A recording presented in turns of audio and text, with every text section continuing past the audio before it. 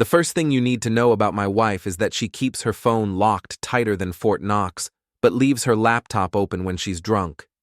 The second thing is that she thinks I'm too stupid to notice when she's cheating. The third thing? She's about to find out just how wrong she is about both. My name is Will Drayton, and I'm about to tell you how I destroyed my wife's life without breaking a single law. But first, let me paint you a picture of domestic bliss, suburban style. It's 11:47 p.m. on a Tuesday in October, and I'm sitting in my kitchen in Westfield Heights, the kind of neighborhood where everyone drives German cars and pretends their marriages aren't falling apart. Marta's upstairs, passed out cold after 3 glasses of wine, and what she thinks was a successful performance of loving wife having dinner with husband. The performance was shit, by the way. She spent the entire meal texting someone, giggling like a teenager every time her phone buzzed. When I asked who she was talking to, she said, "Just work stuff," and gave me that smile, the one that used to make my heart skip, but now just makes my skin crawl. I'm a finance executive at Morrison & Associates, which means I spend my days analyzing patterns, spotting inconsistencies, and figuring out when numbers don't add up. Turns out those skills are pretty useful when your wife of 15 years decides to throw your marriage in the trash. The laptop is sitting right there on the counter, still warm from her use. Chrome browser open, Gmail tab active. I shouldn't look. I know I shouldn't look. But here's the thing about suspicious husbands. We're curious creatures by nature. 1 click. That's all it takes. The email thread is titled Weekend Plans, and it's between Marta and someone named Jake Turnbull. I recognize the name. He's some local fitness influencer who owns 3 gyms in town. Married guy, 2 kids, the kind of douchebag who posts shirtless selfies with motivational quotes. The first email is innocent enough. Business meeting, potential advertising collaboration. Marta's company, Creative Solutions, handles marketing for local businesses. The second email is less innocent. Lunch meeting turned into drinks. The third email makes me freeze. Can't wait to see you again. Tom's out of town this weekend, and the kids are at my sister's. My place, Saturday night. I'll wear that red thing you like. I scroll down. There are photos. Lots of photos. My wife. My wife of 15 years. Mother of my 2 children, the woman who still kisses me goodbye every morning, is sending lingerie photos to Jake Turnbull. But here's where it gets interesting. Because Jake isn't just some random gym rat. A quick Google search tells me everything I need to know. Jake Turnbull, 39, married to Dana Turnbull. And Dana Turnbull? She's a prosecutor with the district attorney's office, the kind of woman who eats cheating husbands for breakfast and picks her teeth with their bones.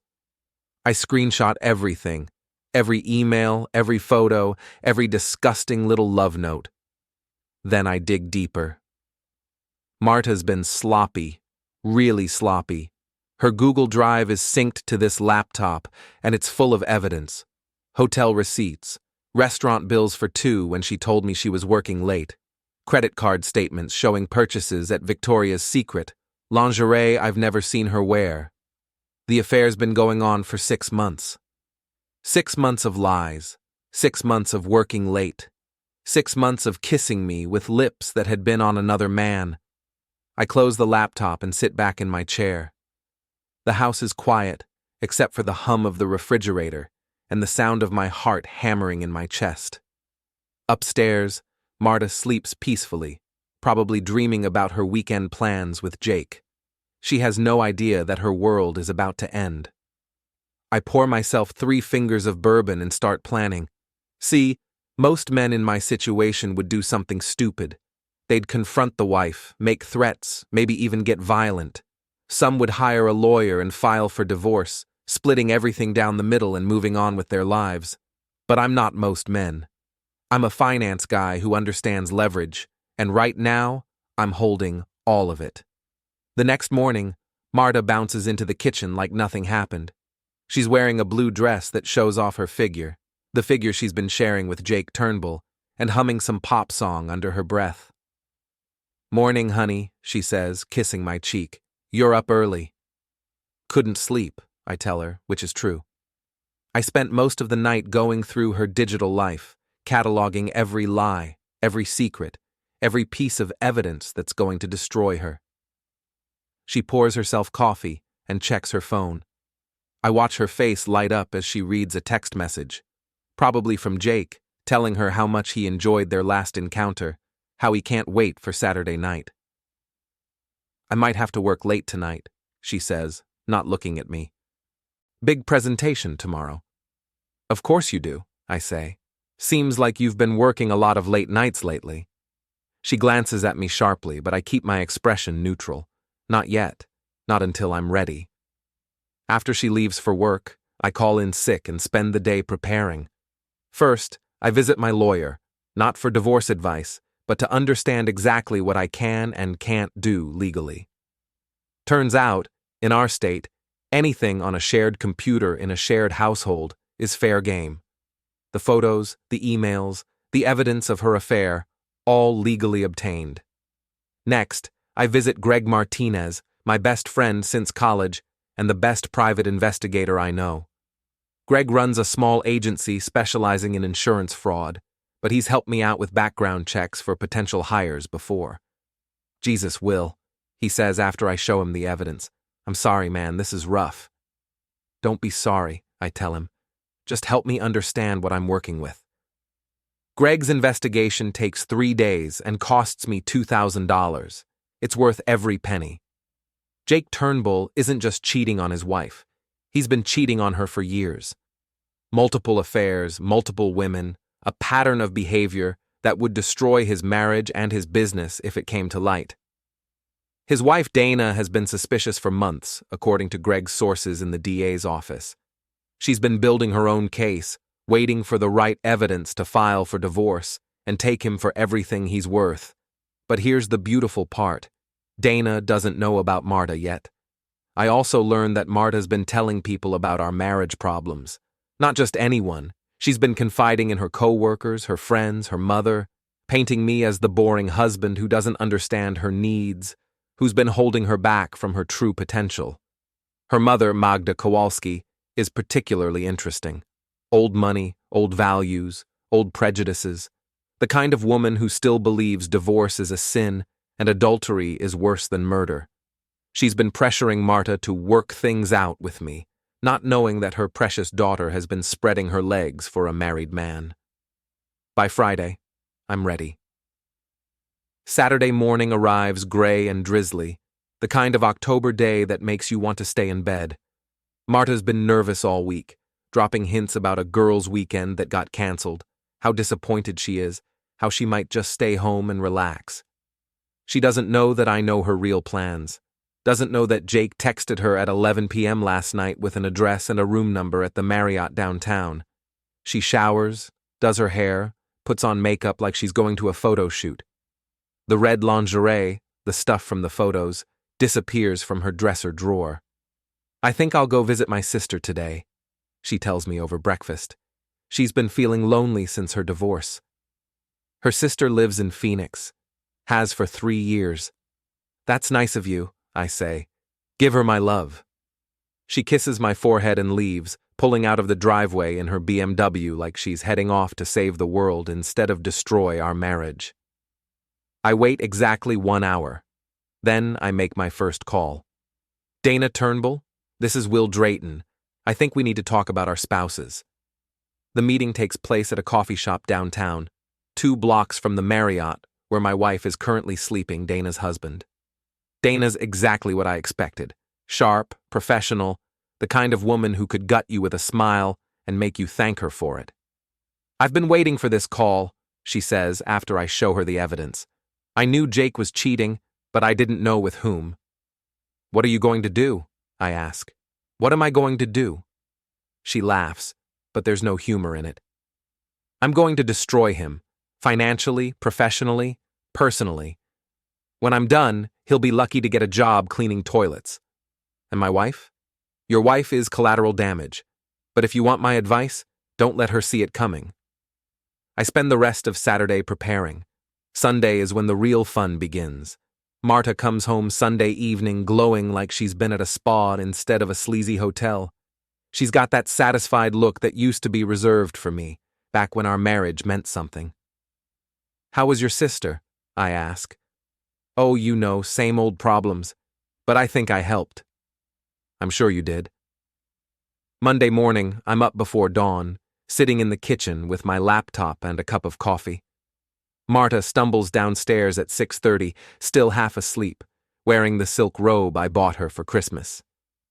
"You're up early again," she says, heading for the coffee maker. "Couldn't sleep. Trip's canceled, by the way." She freezes. "What trip?" "The business trip to Chicago. The one that's been on the calendar for 3 months. The one you've been looking forward to." "Oh, that trip. Why was it canceled?" "Budget cuts. Funny thing, though. I was looking at our finances last night and I found some interesting expenses. Hotel bills, restaurant charges, shopping trips I don't remember taking." Her hand shakes slightly as she pours her coffee. "I don't know what you mean." "Sure you do." I close the laptop and look at her directly. "I know about Jake." The coffee mug slips from her fingers and shatters on the kitchen floor. Coffee spreads across the tile like a dark stain, and for a moment, neither of us moves. "Will, I can explain." "No need. I've seen the emails, the photos, the hotel receipts. I know everything." She's gone pale, gripping the counter like it's the only thing keeping her upright. "It's not what you think." "It's exactly what I think. You've been sleeping with Jake Turnbull for 6 months. In our bed, in hotel rooms, probably in his gym after hours. You've been lying to me, to our kids, to everyone who matters." "Will, please." "Here's what's going to happen," I continue, my voice steady and calm. "You're going to sit down and you're going to listen, because your life, as you know it, is over."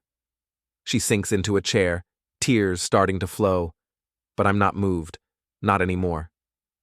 "First, your phone. Hand it over." "Will, you can't." "I can and I will. Phone, now." She slides her iPhone across the table with trembling fingers. I power it down and slip it into my pocket. "Second, your laptop, your work computer, your tablet, all of it. They're going in the safe, and they're staying there until I decide otherwise." "You can't do this. I have work." "You had work, past tense, because in about an hour your boss is going to receive an email with screenshots of every inappropriate message you've sent using company equipment. Intimate harassment policy violation, misuse of company resources, conduct unbecoming. How do you think Creative Solutions feels about employees who use company computers to coordinate affairs?" The color drains from her face completely. "You wouldn't." "I already did. The email's scheduled to send at 9 a.m. "Will, please, I'll lose my job." "You should have thought of that before you decided to document your affair on company equipment." I lean forward. "But we're just getting started. Stand up." "What?" "Stand up. Lift your dress." "Will, I'm not going to." "You are. Because if you don't, that email goes to your mother instead of your boss. And I don't think Magda's going to be very understanding about her daughter's extracurricular activities." Marta's face crumples, but she stands. With shaking hands, she lifts the hem of her dress. Red lace panties. The same ones from the photos she sent to Jake. I take out my phone and snap a picture. "Smile for your boss." "Will, stop, please." Too late for please. You know what else I found out? Jake's married. His wife's a prosecutor.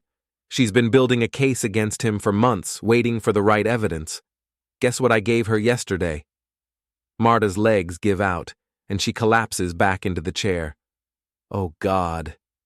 Dana Turnbull is filing for divorce tomorrow. She's also filing a civil suit against Jake for alienation of affection, fraud, and about 6 other things that are going to cost him everything he owns. And guess who's going to be named as a co-respondent? Will, I'm sorry, I'm so sorry. It was a mistake. 6 months isn't a mistake. 6 months is a choice, and choices have consequences. I walk around the table, circling her like a predator. She's crying openly now, mascara running down her cheeks, the perfect image of a woman whose world is collapsing. Your mother already knows, by the way. I sent her the photos last night. She called me this morning. Interesting conversation. She wants to see you, actually. Something about family shame and Catholic guilt.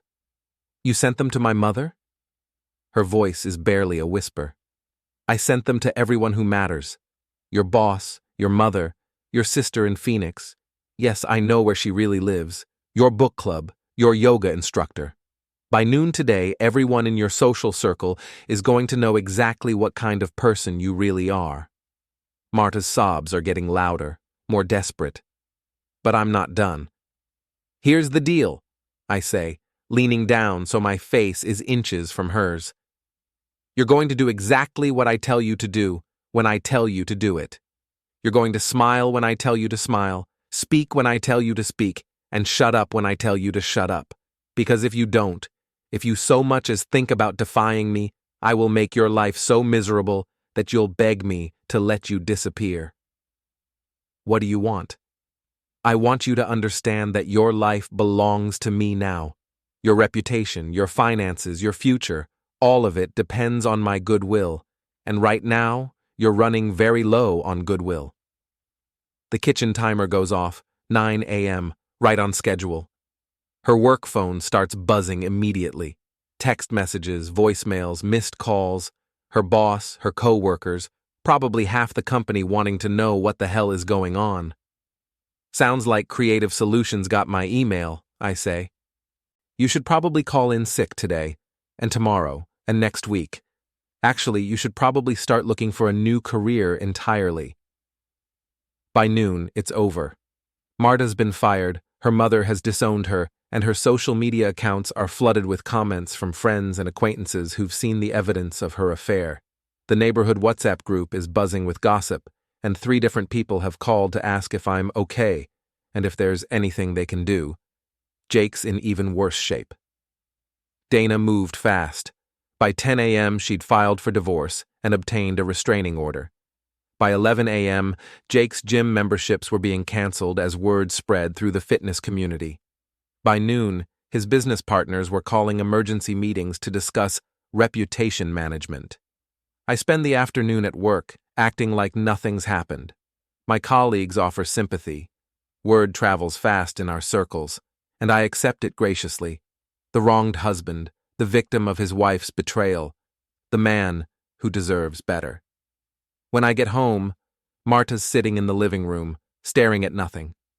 She's changed clothes, washed her face, but she still looks like she's been hit by a truck. How was your day? I ask. She doesn't answer. I said, how was your day? Terrible, she whispers. I'm sorry to hear that. Mine was great. Productive meetings, good feedback on the Morrison account, nice lunch with the team. It's amazing how much better life gets when you're not worrying about your spouse's lies. I sit down across from her, loosening my tie. We need to talk about the house.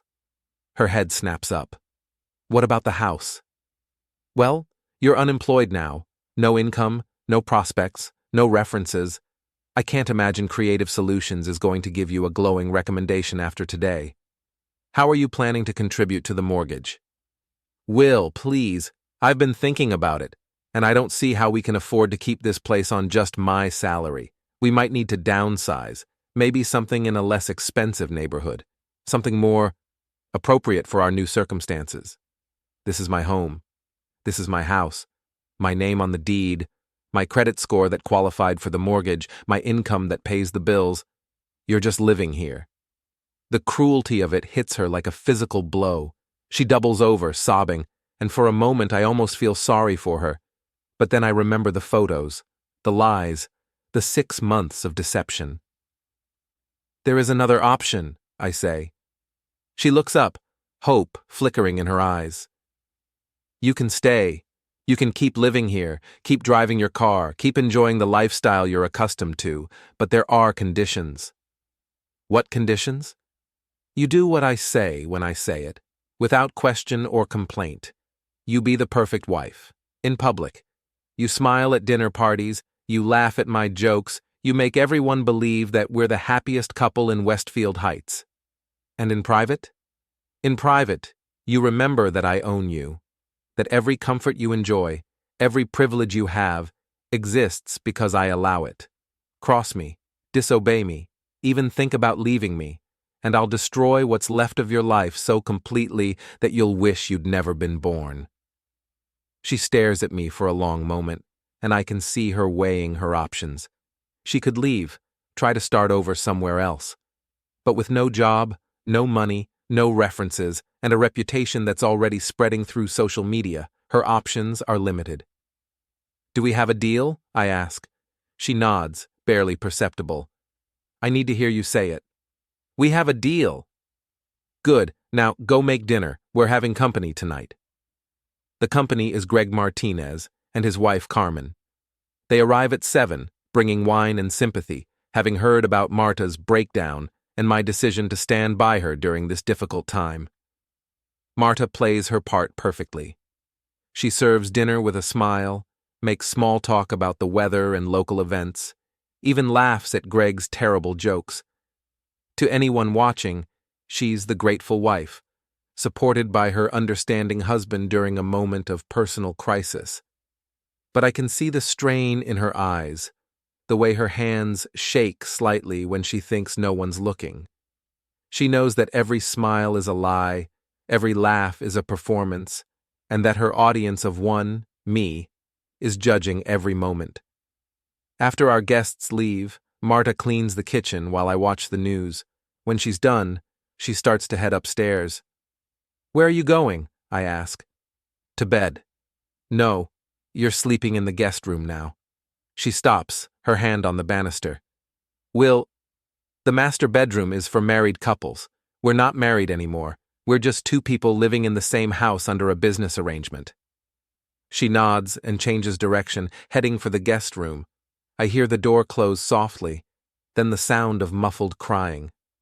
I pour myself a bourbon and sit back in my chair. Phase 1 is complete. Marta's life as she knew it is over. Her job, her reputation, her independence, all gone. Jake's suffering similar consequences, his marriage destroyed, his business in ruins. But I'm not done yet. Not even close. Over the next few weeks, I implement phase 2 of my plan. It's subtler than the initial shock and awe, but no less devastating. I control everything. Marta's access to money, her car, her phone, her computer, all of it flows through me. She has to ask permission to go grocery shopping, to visit the doctor, to buy new clothes. I give her a small allowance, enough to cover necessities, but not enough for independence. I also control the narrative. When friends ask about our marriage, I tell them we're working through some issues, but that I'm committed to making it work. I'm the understanding husband, the forgiving man who's standing by his wife despite her mistakes. Marta, meanwhile, becomes increasingly isolated. Her former friends avoid her, unwilling to be associated with the scandal. Her family has cut her off. Her professional network has evaporated. She spends her days at home, cleaning, cooking, waiting for me to return from work like a 1950s housewife. The psychological pressure is immense. She's trapped in a life that looks normal from the outside, but feels like prison from within. She has a roof over her head, food on the table, and a husband who provides for her, but she has no freedom, no autonomy, no hope of escape. Jake's situation is even worse. Dana's divorce proceedings have been brutal, and the civil suit is moving forward. He's lost his gyms, his house, his cars. The last I heard, he was living in a studio apartment across town, working as a personal trainer at a chain gym for $12 an hour. He tried to contact Marta a few times, but I intercepted the messages. The last one was particularly pathetic, something about running away together, starting fresh somewhere else. I forwarded it to Dana's lawyer as evidence of continued harassment. By Christmas, the transformation is complete. Marta has become a ghost of her former self, quiet, submissive, broken. She hosts our annual holiday party with the same smile she's worn for months, serving drinks and making conversation with neighbors who whisper about her behind her back. I play the role of the devoted husband, protective and caring, making sure everyone knows how hard we've worked to rebuild our marriage after her episode. It's a masterful performance, and everyone buys it. But late at night, when the guests have gone home and the house is quiet, I can hear her crying in the guest room. Soft, hopeless sobs that go on for hours. I should feel guilty. I should feel some sympathy for the woman I once loved, now reduced to a shadow of herself. But I don't. Every tear she sheds is payment for the lies she told. Every sleepless night is interest on the betrayal she committed. The final phase begins in January. I've been patient, methodical, letting the psychological pressure build until Marta is completely dependent on me for everything that matters. She has no job, no friends, no family support, no resources of her own. She exists entirely within the world I've created for her. But I want more than just her submission. I want her complete destruction. The opportunity comes when she asks for permission to see a therapist. "I think I need help," she says over breakfast one morning. "Professional help." "What kind of help?" "A counselor, someone to talk to. I've been feeling depressed." I pretend to consider this. "That's probably a good idea. Mental health is important." "Really?" "Of course. I want you to be happy, Marta. I want our marriage to work." The relief on her face is heartbreaking. For a moment, she looks like the woman I married, hopeful, optimistic, ready to believe in second chances. I make the appointment myself, choosing a therapist named Dr. Sarah Chen, who specializes in marriage counseling and trauma recovery. During our initial consultation, just me explaining my wife's breakdown and our efforts to rebuild, I paint a picture of a devoted husband trying to help his mentally unstable wife. "She's been having episodes," I tell Dr. Chen. "Paranoid delusions, accusations, threats of self-harm. I'm worried about her, but I don't want to have her committed unless absolutely necessary." Dr. Chen is sympathetic and professional. She agrees to see Marta individually at first, then move to couples counseling once Marta is more stable. What Dr. Chen doesn't know is that I've been documenting everything. Every breakdown, every crying fit, every moment of despair has been carefully recorded. I have video of Marta's worst moments, audio recordings of her begging me for forgiveness, written records of her increasingly erratic behavior. To an outside observer, it looks like a woman having a severe mental breakdown. The affair, the job loss, the social isolation, it all supports a narrative of psychological instability. Marta starts seeing Dr. Chen twice a week. At first, she's hopeful that therapy will help her find a way out of the trap I've built. But I've thought of that too. I attend the couples sessions playing the concerned husband who's tried everything to help his wife.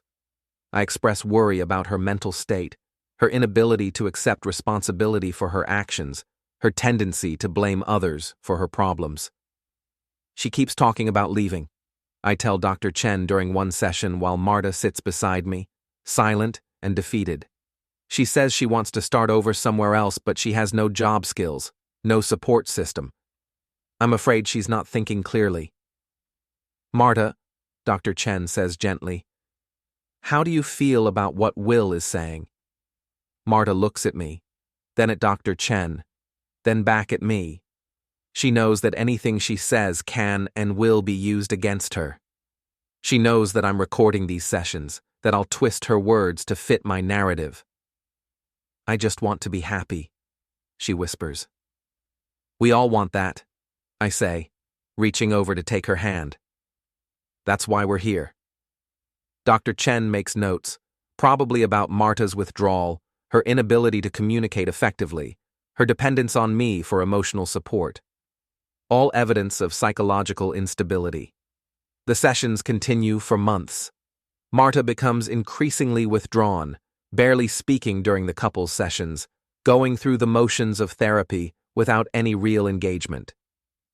Dr. Chen suggests individual sessions might be more productive, but I express concern about Marta's tendency to make up stories when she's not supervised. She's accused me of controlling her, of monitoring her activities, I tell Dr. Chen privately. But she's the one who destroyed our marriage with her affair. I'm just trying to help her rebuild her life. By spring, Marta has stopped trying.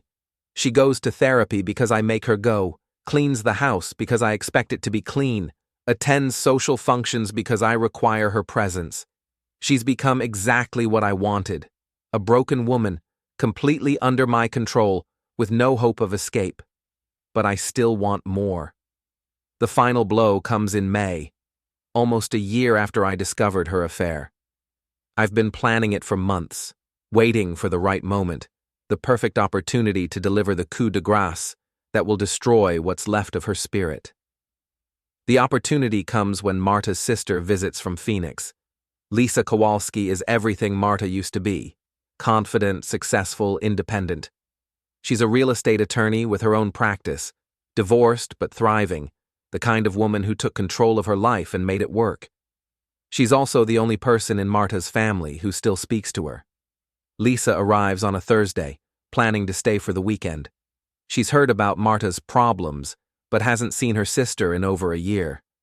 The change is shocking.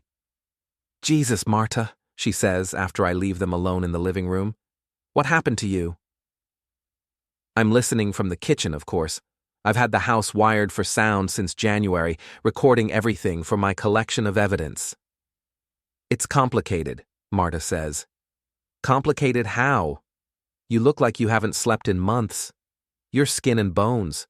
And why are you asking Will's permission to go to the grocery store?" "It's not like that." "It's exactly like that. I watched you ask him if you could make coffee for us. Coffee, Marta, in your own kitchen."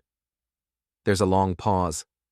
Then Marta starts crying, not the quiet tears I've grown accustomed to, but deep, wrenching sobs. "I can't leave," she says. "I have nothing, no job, no money, no friends. He controls everything." "Then we'll get you out. Tonight, pack a bag and we'll drive to Phoenix. You can stay with me until you get back on your feet." "You don't understand. He has evidence, photos, recordings, documents. If I leave, he'll destroy what's left of my reputation. He'll make sure I can never work again." "Let him try. We'll fight him in court." "With what money? What lawyer? Lisa, he's thought of everything, every escape route, every option, every possibility. I'm trapped." This is exactly what I wanted to hear.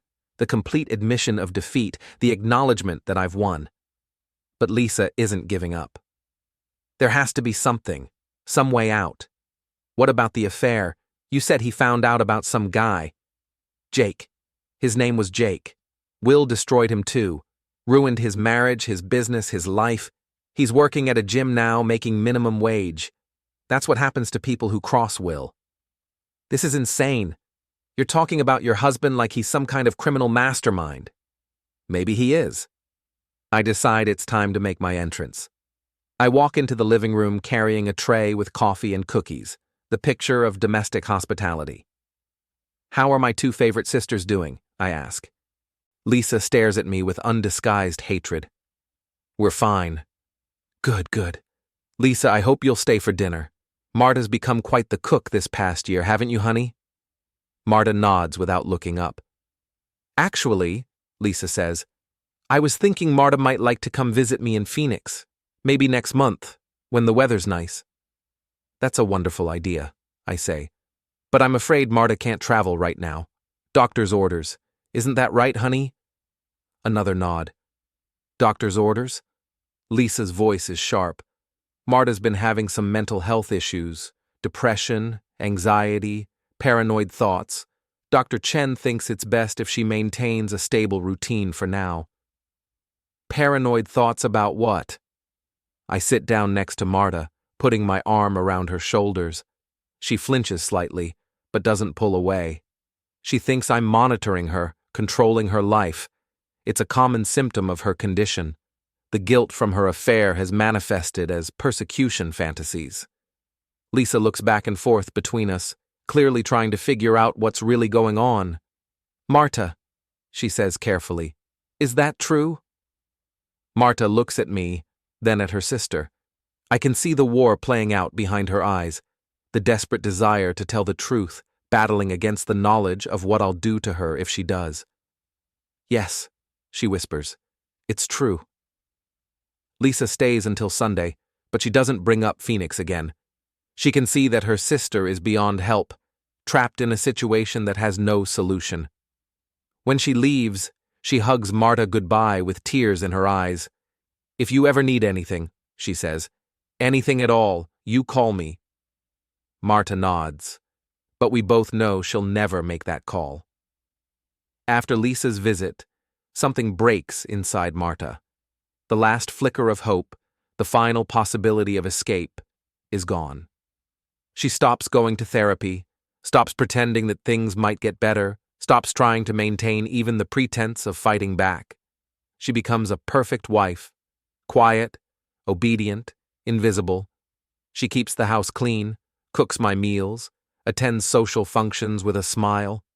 She never complains, never argues, never asks for anything I haven't already approved. To the outside world, we're the couple that survived a crisis and came out stronger. The husband who forgave his wife's infidelity, and the wife who learned to appreciate what she had. But I know the truth. I know that every day is torture for her. Every smile is agony. Every moment of her existence is a reminder of how completely I've destroyed her. And I know that she knows I'm enjoying every second of it. The end comes on a Tuesday in October, exactly 1 year after I discovered her affair. I'm sitting in the kitchen at 11:47 p.m., just like I was a year ago. But this time, I'm not looking at evidence of her betrayal. I'm looking at bank statements, investment portfolios, insurance policies. Marta comes downstairs in her bathrobe, probably heading to the kitchen for her nightly ritual of warm milk and sleeping pills. "You're up late," she says. "Couldn't sleep. Too much to think about." She pours milk into a saucepan and turns on the stove. Her movements are mechanical, automatic. She's become a robot, going through the motions of living without any real engagement with life. "Marta," I say. "Yes?" "Do you remember what you said to Jake in that first email? The one where you told him you were falling in love with him?" She freezes, her hand still on the saucepan handle. "You said that I was boring, that our marriage had become a prison, that you deserved better than a life with someone like me." "Will, please." "You were right." She turns to look at me, confusion in her eyes. "You did deserve better. You deserved a husband who noticed when you were unhappy, who paid attention to your needs, who made you feel valued and desired." "I don't understand." "I failed you as a husband. Long before you met Jake, long before the affair, I had already failed. I took you for granted, assumed you'd always be there, stopped trying to make you happy." Tears start flowing down her cheeks. "Will, but here's the thing, Marta. You failed me too. Instead of talking to me, instead of trying to fix our marriage, you chose to lie and cheat and betray everything we'd built together." I stand up and walk over to her. She's crying openly now, the milk forgotten on the stove. "So I made a choice. I chose to show you what real failure looks like, what real prison feels like, what it means to truly deserve nothing." "I know," she whispers. "I know what I did. I know what I deserve." "Do you? Do you really understand what you've lost?" She nods, unable to speak. "Good, because tomorrow you're going to lose even more." Her head snaps up. "What do you mean?" I pull out a manila envelope and set it on the counter. "Divorce papers. I'm filing tomorrow morning." "But you said—" "I said a lot of things. I said I'd destroy you if you left me. I said you'd never escape. I said your life belonged to me now." "It does." "No, Marta, it doesn't. Because I don't want it anymore." I open the envelope and show her the papers. No-fault divorce. Irreconcilable differences. I'm not even mentioning the affair. "I don't understand." "You're getting the house, the car, half of everything, just like the law requires. I'm not going to fight you for anything." Her confusion is absolute. This isn't part of the script we've been following for the past year. "But the evidence, the photos, the recordings, you said—" I'm deleting all of it. Tonight. Every photo, every email, every piece of evidence I've been holding over your head. It's gone. Why? I look at her. Really look at her. For the first time in months. She's lost weight. Her hair is limp and lifeless. Her skin is pale. She looks like a woman who's been dying slowly for a year. Because I've already won. Won what? Everything. I wanted you to understand what betrayal felt like, what it meant to lose everything that mattered. Mission accomplished. So this was all revenge? This was justice. You destroyed our marriage with your lies and your affair, so I destroyed your life with truth and consequences. She stares at the divorce papers like they're written in a foreign language. You're free, Marta. Free to leave, free to start over, free to build whatever life you want. You have money, you have a house, you have all the resources you need to begin again. But I can't. I don't know how. That's not my problem anymore. I head toward the stairs, then stop and turn back. One more thing. Jake called yesterday. He wanted to know if you might be interested in meeting for coffee. Apparently he's been thinking about you. Jake. He's single now. Divorced, broke, living in that studio apartment. But single. If you want to pick up where you left off, that's your choice. I don't want Jake. I don't want anyone. Then don't. Live alone, get a job, find a hobby. I don't care what you do as long as you do it somewhere else. I start up the stairs again. Will? What? Do you hate me? I think about it for a moment. No. I don't hate you. I don't feel anything for you at all. That's the difference between us, Marta. Your affair was about passion, about feeling something you thought was missing from your life. My revenge was about justice, and justice doesn't require emotion. I leave her standing in the kitchen, divorce papers in her hand, her future spread out before her like an empty road. The next morning, I file the papers and move out.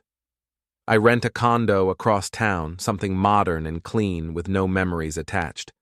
I don't take much, just my clothes, my books, my computer.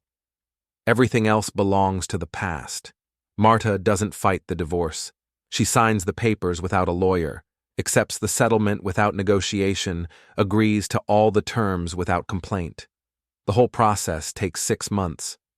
I hear through mutual acquaintances that she's doing better. She got a job at a small marketing firm, nothing like her old position but enough to pay the bills. She's seeing a new therapist, someone who doesn't know our history. She's even started dating, not Jake, but someone else, someone who doesn't know about her past. I hope she's happy, I really do. Not because I forgive her, not because I still love her, but because her happiness or unhappiness is no longer my concern. I destroyed her life to prove a point, and the point has been made. Justice has been served. The debt has been paid. And now, finally, it's over.